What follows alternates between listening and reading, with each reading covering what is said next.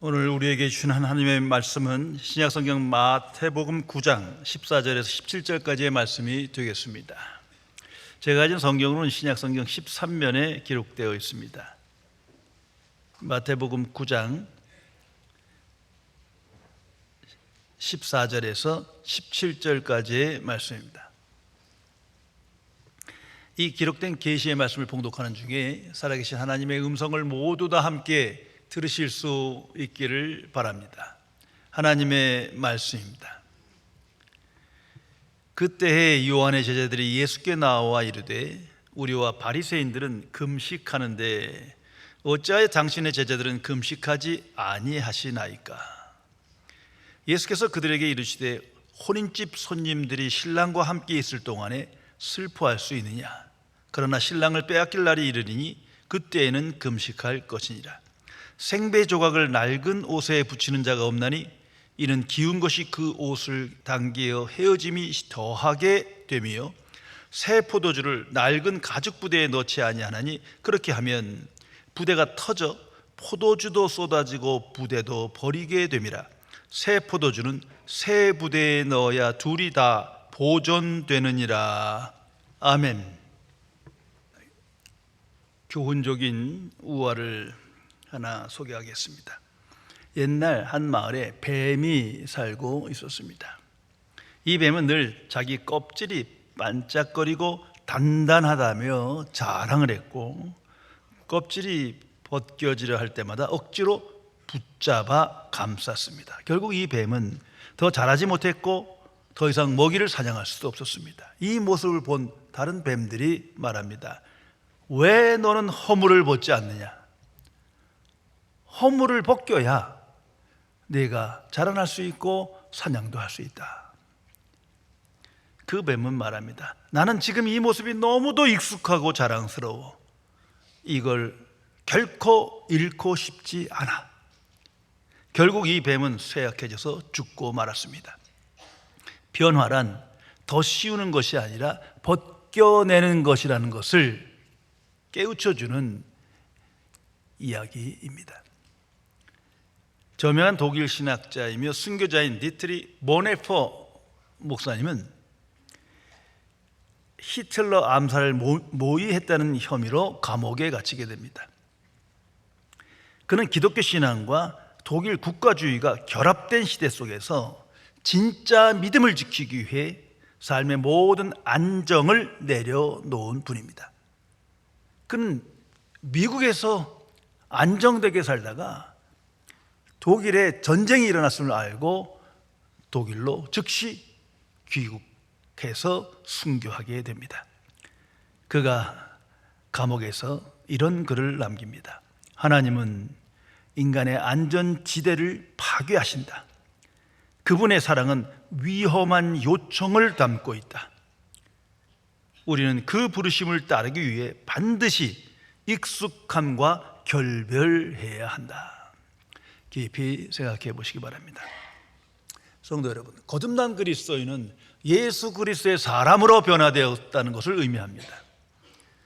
이전에는 내 방식대로 살고 나 중심의 인생을 살며 세상의 지식과 가치관에 이끌려 살았습니다. 그러나 이제는 그런 것들을 버리고 그리스도 중심의 인생을 살며 새로운 방식을 따라 영의 생각에 이끌려 하나님께 영광 돌리는 삶을 살아가게 된 것입니다. 부분적 변화나 개선을 말하는 게 아닙니다. 완전한 변화를 의미합니다. 이러한 변화를 추구하지 않거나 체험하지 못했다면 잘못된 신앙생활을 하고 있는 겁니다. 구원에 이르는 믿음은 믿는 자의 인생을 완전히 변화시킵니다. 새로운 방식의 새로운 인생을 살게 합니다. 하나님의 복음은 하나님의 지혜와 능력으로 믿는 자의 인생을 변화시킵니다. 모든 것이 변화됩니다. 성경에 기록된 예수님의 제자들부터 생각해 보세요. 그들은 예수를 만나기 전과 이후가 완전히 다릅니다. 심지어 예수님과 3년 함께 있음에도 불구하고 예전 것을 버리지 못합니다.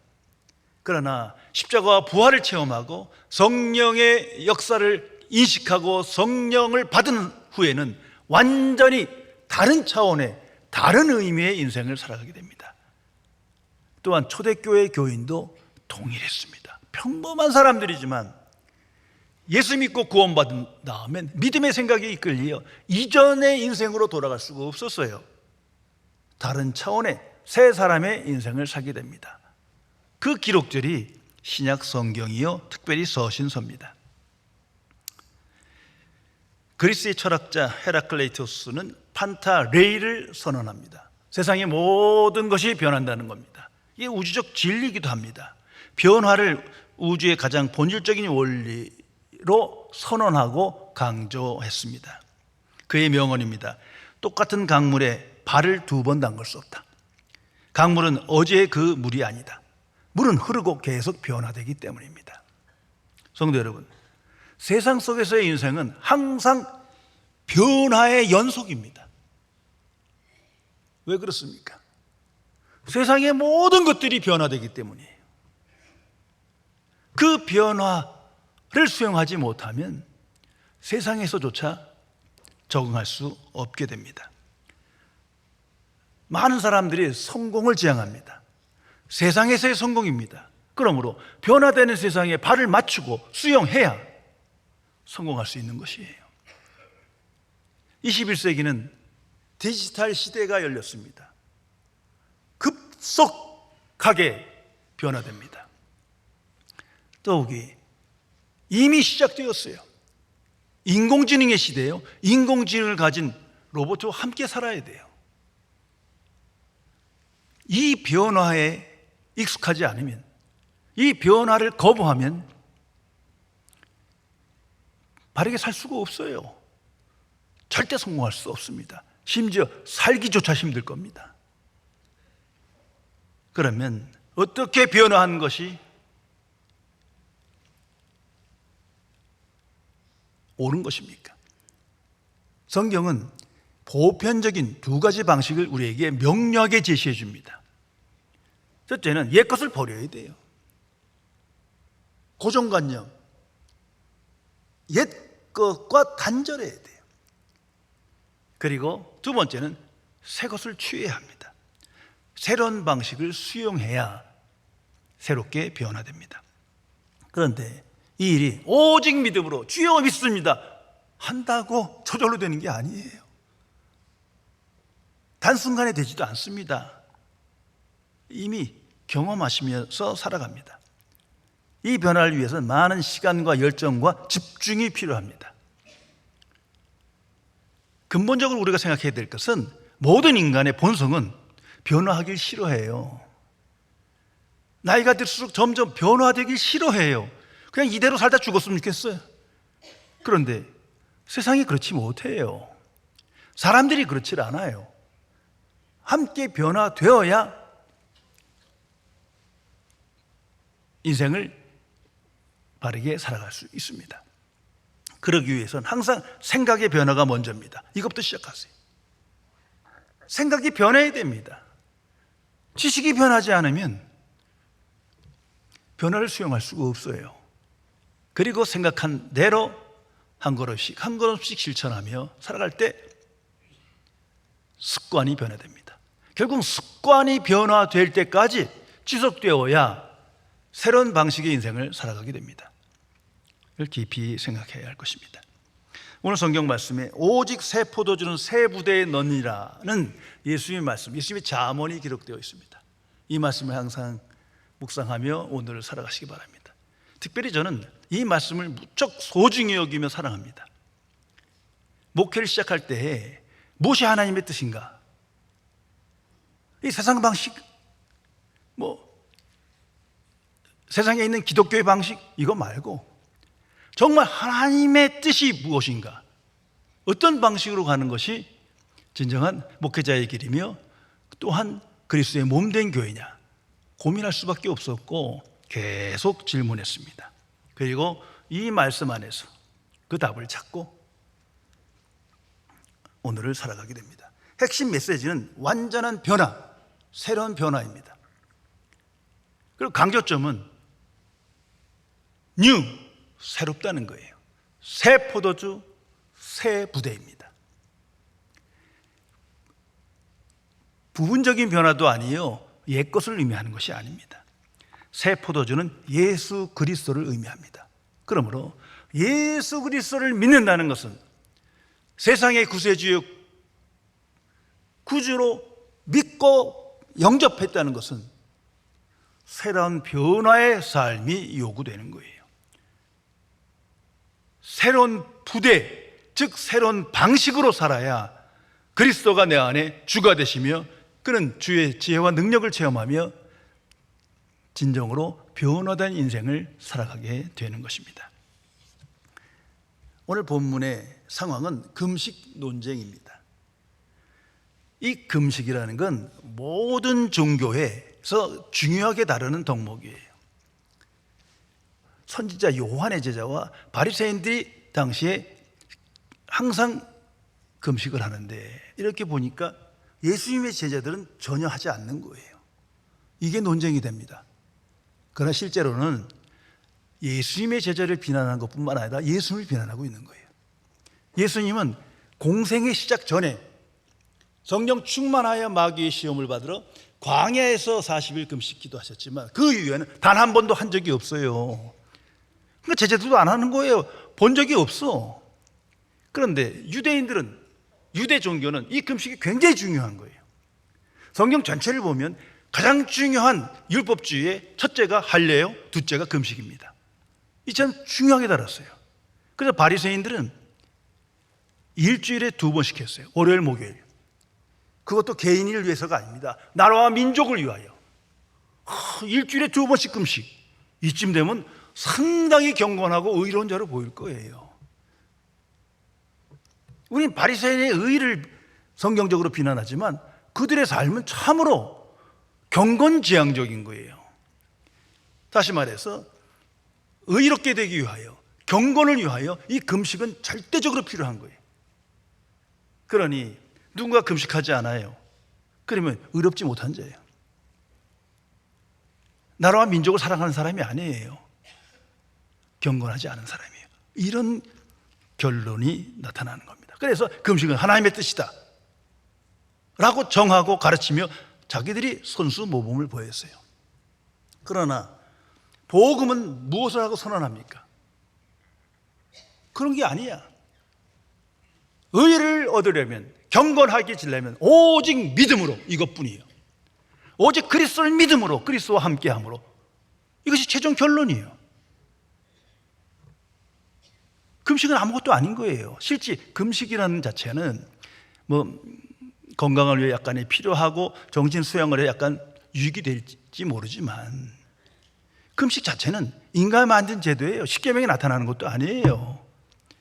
인간이 만든 전통과 관습과 제도 중에 하나인 거예요.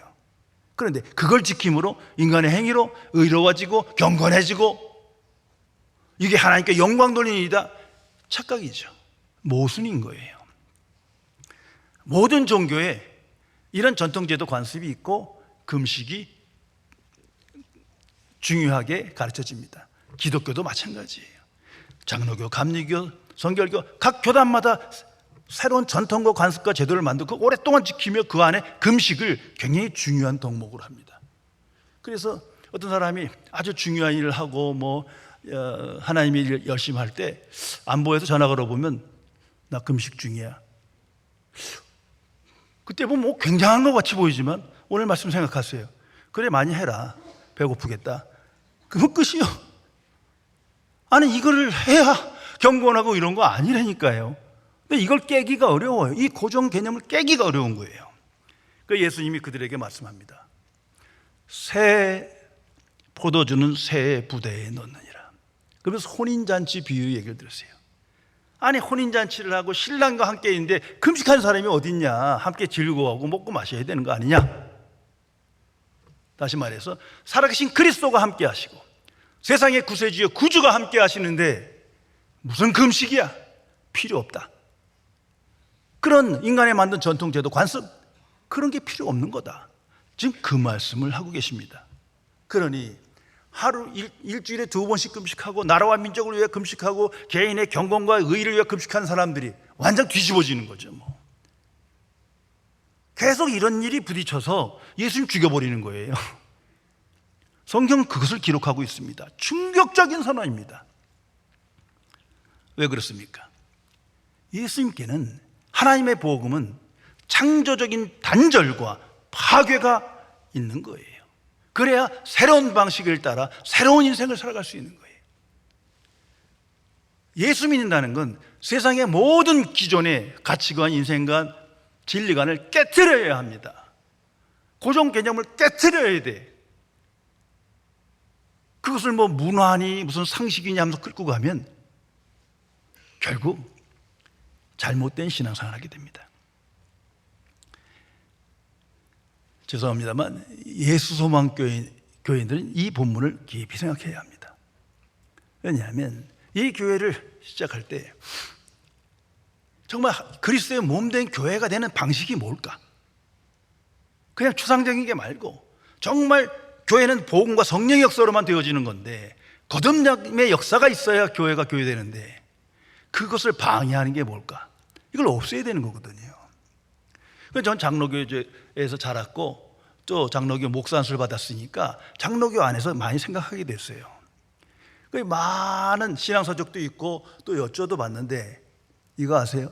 모든 목사님들이 목회의 가장 큰 장애물이 장로라고 생각해요. 교인들에게 이해 안 하지. 말하면 쫓겨나니까. 근데 한경재 목사님도 그 말씀하셨어요. 은퇴하고 나서도 제일 힘든 게 뭡니까? 장로제도. 곽선희 목사님도 장로제도. 아, 이걸 없애야 되겠구나. 이건 성경에 없는 건데. 했더니 무슨 장로교회가 장로가 없는데 장로 없는 게 장로교회냐고 이런 엉뚱한 무식한 얘기를 하더라고요. 성경에 어디 그런 얘기가 있습니까? 그리스도의 몸된 교회 하나님의 전인데 이 하나가 많은 것을 의미하는 거예요. 이건 성장을 버려야 돼요. 성장이란 열심을 내서 이루어지는 거거든요. 그러려면 이런 금식이나 이런 할례나 내지는 이런 장로 제도나 이 엄격함이 필요해요. 그 열심히 하면서 전도하고 봉사해서 성장하는 거예요. 그러니까 곽선희 목사님이 제게 그러더라고요.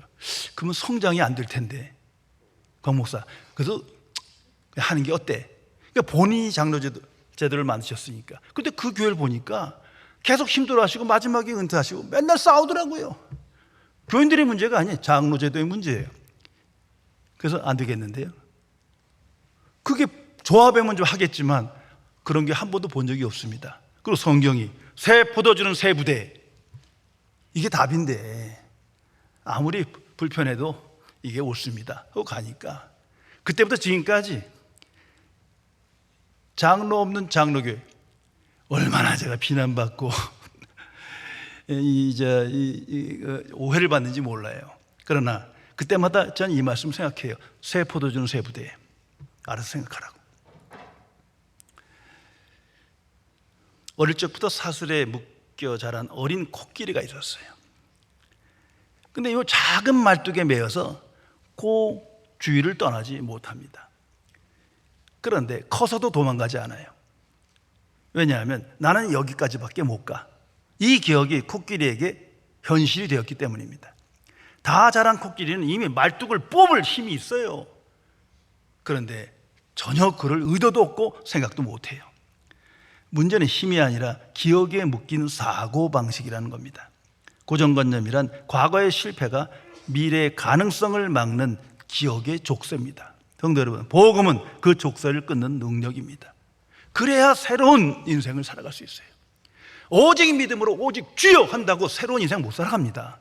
우리 현실이 그렇지 않잖아요. 우리 세상 속에 살잖아요.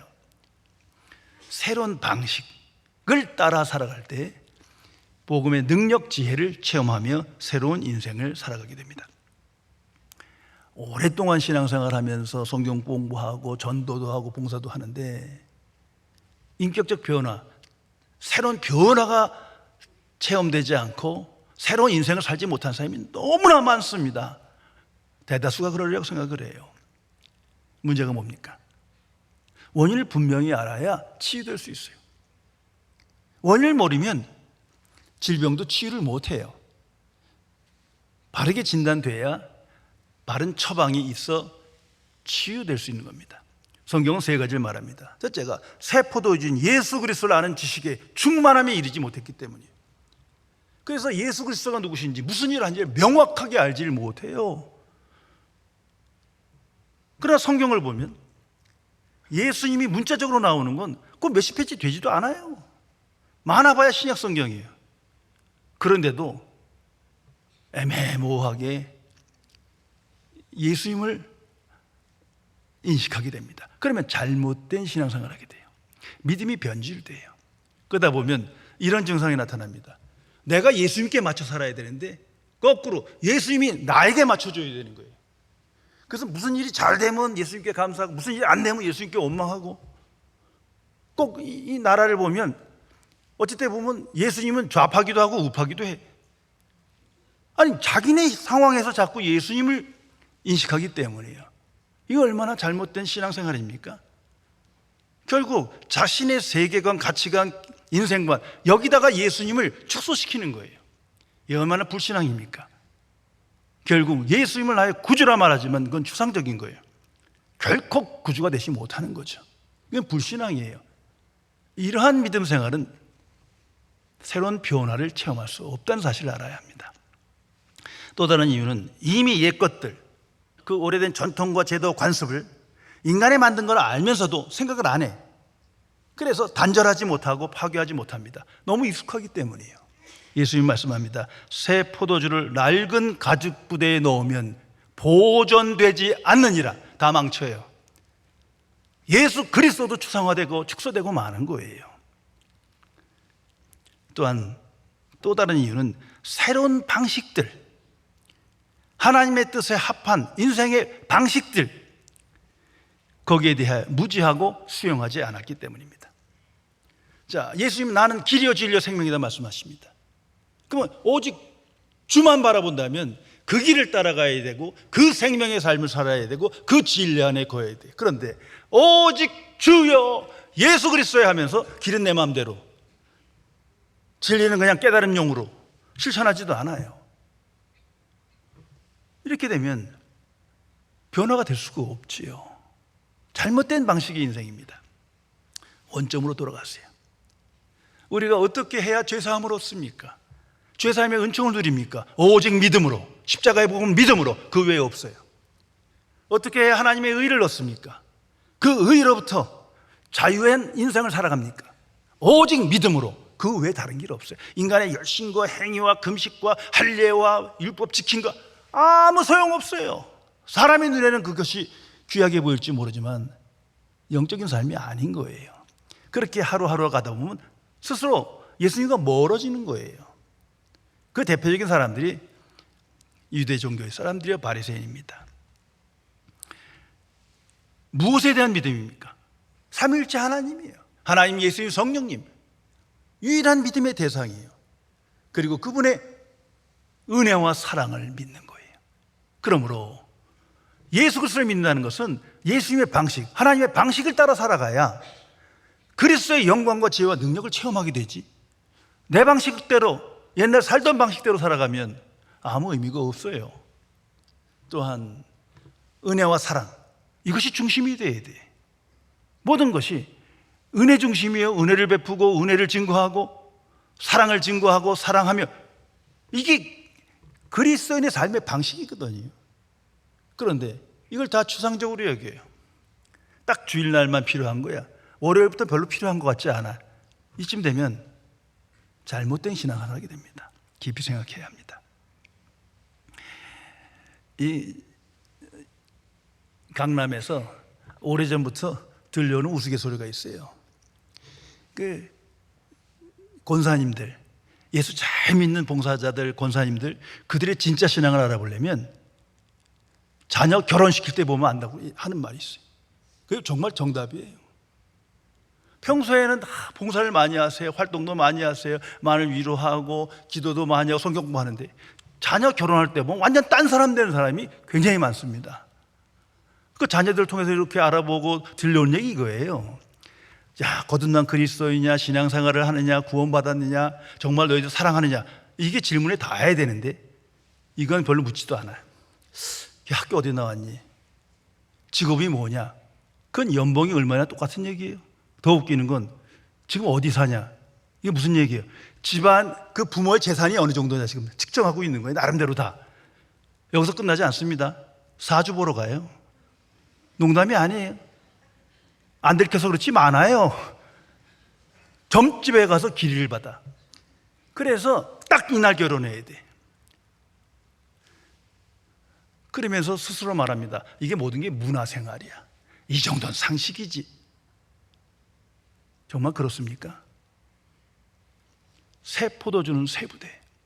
이 낡은 부대에 놓기 때문에 자기 신앙도 망치고 다른 사람들을 실족해 하는 겁니다. 성경에서 보면 신앙의 가장 큰 장애물, 가장 큰 축이 두 가지가 나타납니다. 그건 성경 전체가 그렇습니다. 첫째가 세상과 나라는 존재예요. 이 세상의 지식, 관습, 제도, 가치관, 진리관, 이걸 버려야 되는데 자꾸 예수 믿으면서 그 방식으로 예수님을 생각해. 그러니 아무 변화가 일어나지 않죠. 가장 무서운 적은 나 자신의 자아입니다. 이 내 뜻을 버리지 못하는 거예요. 자기 부인이 안 되는 거예요. 이 방식으로는 그리스도를 그리스도 되게 하지 못합니다. 또 하나의 장애물은 율법주의라는 거예요. 이건 율법과 구별해야 됩니다. 십계명의 율법은 하나님 주신 거룩하고 의로운 거예요. 죄를 깨닫게 하고 하나님께 돌아가는 하나님의 은혜의 방편이에요. 그런데 이 율법을 왜곡하면 어떻게 됩니까? 이걸 지켜야 의롭다, 지켜야 복을 받는다, 이렇게 돼요. 종교적으로 이성적으로는 이게 합리적이에요. 그럼 율법주의에 빠져요. 금식을 해야 되고 할례를 해야 되고 많은 규율을 지켜야 되고 그래야 하나님께 영광 돌리고, 이 순간 위선적인 신앙생활에 빠지고 잘못된 신앙생활을 하게 됩니다. 그것이 기복신앙 또 번영신앙의 하나의 나타난 현실입니다. 그러므로 우리는 성경 안에서 예수 그리스도 안에서 복음을 통하여 새로운 방식들을, 인생의 방식들을 배워나가야 돼요. 그 방식을 통해서 우리는 그리스도의 영광을 나타내며 내 삶의 변화가 체험되기 시작합니다. 한마디로 영의 생각에 이끌려 육신의 생각을 버리라가 그 말씀입니다. 자, 예를 들어 소원을 생각해 보세요. 예수 믿기 전에는 내 뜻이 이루어지길 기도했습니다. 그러나 이제는 변했어요. 그건 하나님께 맡기고, 왜? 전지전능하시니까 그분은 다 아세요. 이제는 하나님의 뜻을 구해요. 차원이 다른 거예요. 이게 새로운 방식입니다. 이전에는 부와 건강과 선곡과 세상의 유토피아 이런 걸 구했지만 이게 하나님의 뜻이 아니에요. 이게 맡기고 오직 하나님의 뜻, 하나님께 영광 돌리는 것이 내 소원이 됩니다. 또한 가치관, 진리관, 생명관이 바뀌어야 됩니다. 눈에 보이는 것에 끌려가면 안 돼요. 거듭난 그리스도인은 주의 나라와 주의 의를 먼저 구하며 항상 살아갑니다. 그래야 그 방식을 통해서 내가 변화되고 복음의 지혜와 능력을 체험하게 됩니다. 또한 기도도 바뀌어야 돼요. 모든 종교인들은 자기 소원을 기도합니다. 중한부한 떠들어요. 그러나 거듭난 그리스도인은 아니에요. 하나님 나라 중심의 기도를 합니다. 주기도문을 본받아 그 구조와 내용을 따라서 기도합니다. 그게 내게 익숙해지고 그게 내 삶이 되는 거예요. 더 나아가 예수님의 기도를 본받습니다. 그 기도의 내용, 그 순서가 내 기도가 될 때 정말 기도인으로 새롭게 변화됩니다. 그렇지 못하면 혼자 기도하다 마는 거예요. 또한 구제와 선행도 바뀝니다. 익명적 헌신을 해요. 결코 사람에게 보이려고 하지 않습니다. 그것을 부끄러워해요. 오른손이 하는 거 왼손이 모르게. 이게 하나님의 방식이거든요. 이 방식을 따라 살아갈 때 은밀한 중에 도우실 하나님의 은혜를 체험하게 됩니다. 무엇보다도 생각의 변화가 항상 있어야 돼요. 복음의 생각에 이끌려 예수 그리스도를 바라보며 새로운 차원의 방식을 따라 새로운 인생을 살아가게 됩니다. 이것이 몸에 익어야 돼. 너무 편해져야 돼. 그럴 때 진정한 변화의 삶을 체험하게 됩니다. 독일의 대문호 괴테는 말년에 자신의 집무실 한가운데 성경책을 항상 펴놓았다고 합니다. 하루는 집무실에 많은 젊은 작가들이 찾아왔어요. 선생님, 이렇게 많은 책들 중에 가장 중요한 책이 이 책입니까? 그들이 묻습니다. 괴테는 말합니다. 내가 이 책으로 시작하지 않았다면 내 모든 지식은 바벨탑이 되었을 것일세. 그리고 이 책으로 삶을 마무리하지 않는다면 내 인생은 아무 의미 없는 연극이 될 거야. 괴테는 죽기 전에 마지막으로 이렇게 외쳤습니다. 빛을, 더 많은 빛을.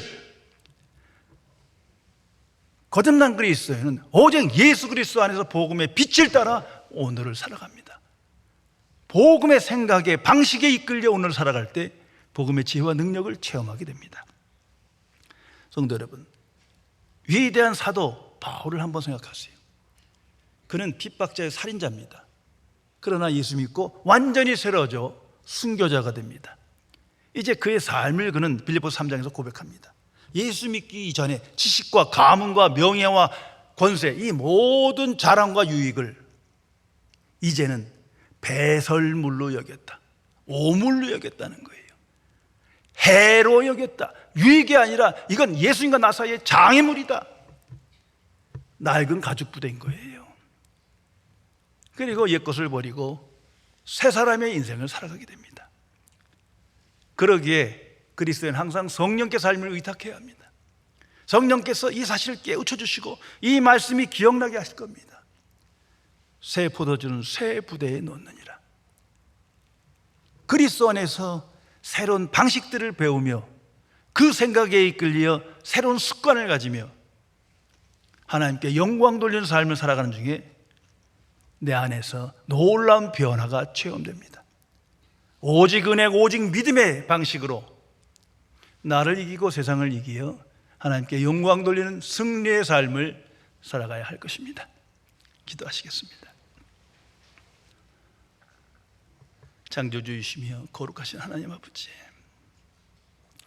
오직 예수 그리스도를 나의 구주로 영접하여 하나님의 자녀 되었지만 아직도 버려야 될 것을 버리지 못하고 끊어야 할 것을 버리지 못하고 고정관념에 매이고 자신의 세계관과 진리관과 가치관에 이끌려 주를 형상화하며 축소시키며 진정한 영적 변화를 체험하지 못하는 어리석은 죄인을 불쌍히 여겨 주옵소서. 진실로 예수 그리스도를 따라 주를 본받아 새로운 삶의 방식을 깨닫고 영접하여 이제는 새로운 지혜와 능력을 체험하며 복음의 영광을 따라 그리스도와 동행하며 그리스도의 새로운 증인으로 날마다 승리하는 삶을 살도록 지켜주옵소서. 진리의 성령이시여 우리 안에 계시어 우리를 주께로 인도하며 특별히 새 부대의 방식들을 분별하고 택하여 이제는 우리 안에서 주의 영광이 나타내며 주의 지혜와 은혜와 사랑을 체험하며 오직 하나님의 뜻이 이루어지기를 갈망하는 승리의 삶을 살도록 함께하여 주옵소서. 주 예수 그리스도의 이름으로 간절히 기도드리옵나이다. 아멘.